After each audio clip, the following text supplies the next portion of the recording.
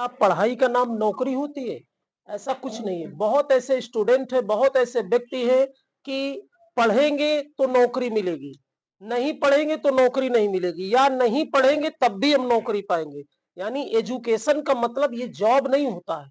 Education का मतलब होता है कि समझ, गलत सही में बहुत ऐसे फॉर्म आते हैं जिनको आप खुद नहीं भर पाते हैं, दूसरों से भरवाते हैं। अगर आप एजुकेटेड होते तो उस चीज को जान जाते ना कि मुझे कहाँ साइन कर रहा हूँ, इसकी टर्म्स और कंडीशन क्या है ना?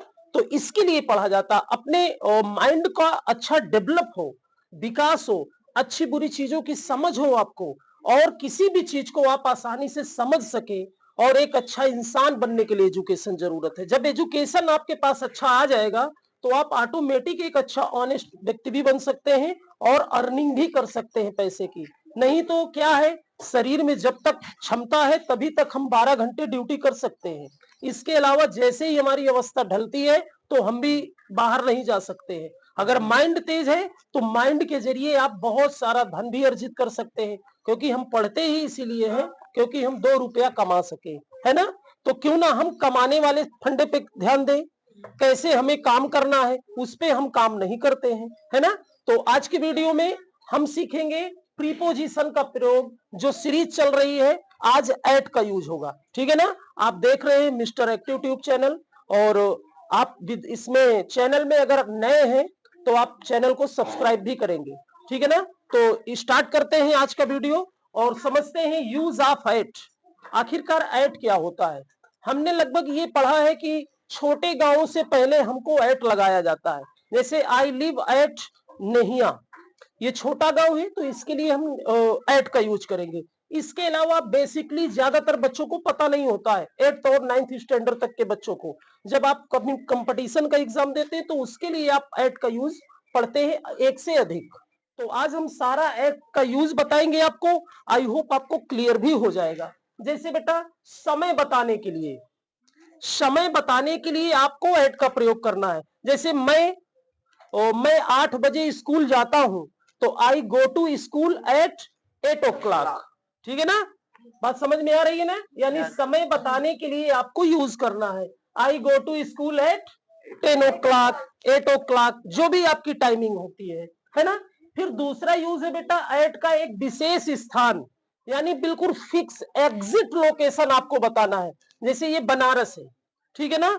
आप बनारस में अगर बोलेंगे कि मैं बनारस में हूं तो बनारस में कहां पर, जैसे हम कहां हैं चितईपुर, तो ये हो गया विशेष स्थान, यानी ये हमारा एक्चुअल स्थान है। तो जब कभी भी एक्चुअल स्थान होता है उस स्थान के पहले एट का यूज करते हैं। जैसे वाराणसी में आप हैं लेकिन अगर किसी से बोल दिए कि आई एम एट भोजूबीर, मैं भोजूबीर में हूं, तो जब आप बिल्कुल एग्जिट लोकेशन बताएंगे तो वहां पर एट का प्रयोग होता है। जैसे I am at the airport, तो यानी इससे ये क्लियर हो गया कि आप एयरपोर्ट पे ही हैं। बनारस में तो है बट कहां है? एयरपोर्ट पे है। देखिए बिल्कुल कंडीशन, जो परफेक्ट कंडीशन लोकेशन आपको देता है। जैसे I am at the airport, मैं एयरपोर्ट पर हूं। फिर अगला आता है स्किल। जब आपके अंदर किसी चीज की स्किल होती है, कोई क्वालिटी होती है, ठीक है ना? जैसे एग्जांपल के माध्यम से हम समझना चाहेंगे, जैसे वो क्रिकेट में अच्छा है, वो इंग्लिश में अच्छा है, ठीक है ना?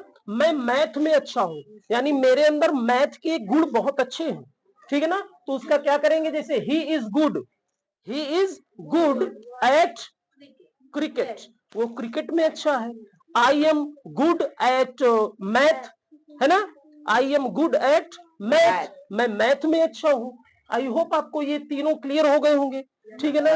फिर नेक्स्ट है, अगर आपको दोपहर और रात का जिक्र करना हो तो भी आपको एट का यूज करना होगा। किसका यूज करना होगा? एट का। जैसे ही टेक्स टी एट नून, वो दोपहर में चाय पीता है, ठीक है ना? आप ट्रकों के पीछे भी आप देखते होंगे लिखा रहता है यूज डीपर एट नाइट, लिखा रहता है ना? तो यानी नाइट के पहले भी एट आएगा और किसके पहले? दोपहर यानी नून के पहले भी एट आएगा।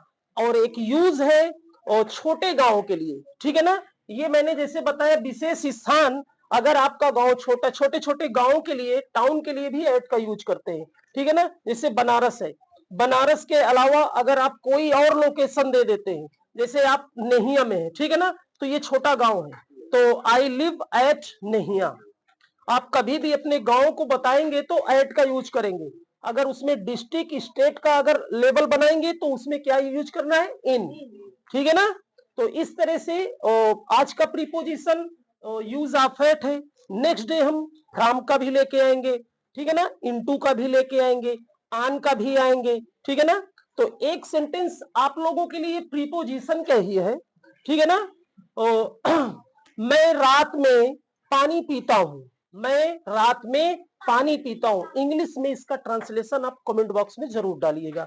और अगर आप वीडियो अच्छा लगेगा तो वीडियो को अधिक से अधिक शेयर करें, ताकि ऐसे विशेष इंपॉर्टेंट इंटरेस्टिंग प्रीपोजिशन पढ़ने का हर एक व्यक्ति, हर एक स्टूडेंट मौका पा सके, ठीक है ना।